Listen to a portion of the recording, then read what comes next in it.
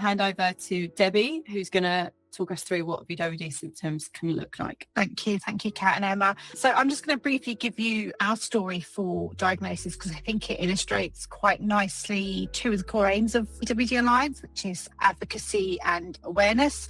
Growing up myself, I had heavy bleeding, particularly heavy periods, fatigue and bruising. And every time I went to the GP, I was told it was normal for me. It was part of being a female. I had thin skin for the bruising. And the only real answer they could give me was to put me on a contraceptive pill. I'd got to my early 30s. I'd had 3 children. I'd had prolonged postpartum bleeding and was told it was all normal. As long as I wasn't passing any clots, then the bleeding was fine. Roll on a couple of years and my youngest son, this is Samuel, he was 2. And that photograph on the left, he went to nursery with a bruise on his face. You can just see a very small bruise above his eye. I can explain how he had obtained that bruise.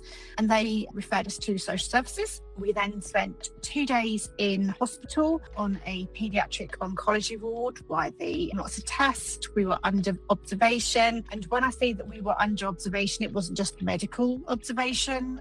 My parenting ability was placed under observation because of the social service involvement. We were discharged. And then a couple of days later, I had a phone call from social services to say that Samuel had been diagnosed with something called von Willebrand's disease.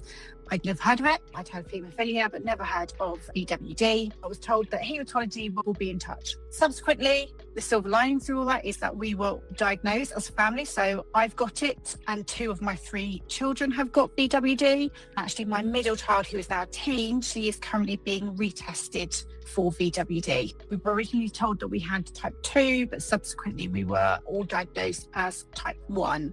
That was our diagnosis into VWD.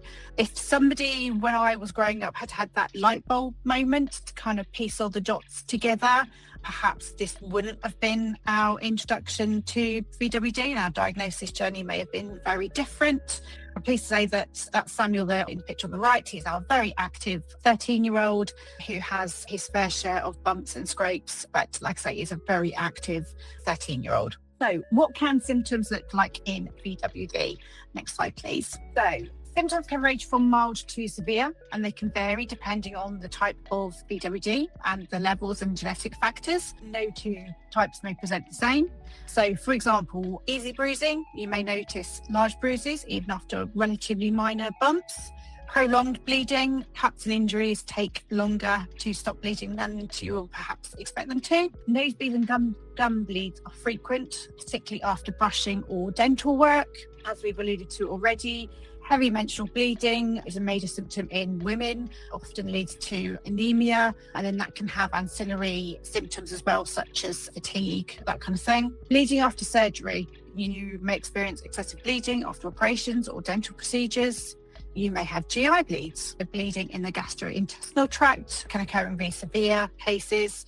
And then joint or muscle bleeds. They're less common, but they can cause pain and swelling. But like I say, overall, the presentation and severity will differ from person to person, which is why diagnosis and management must be on an individualized basis. To give you an example, my son's type 1, he has the nosebleeds, but I never get any.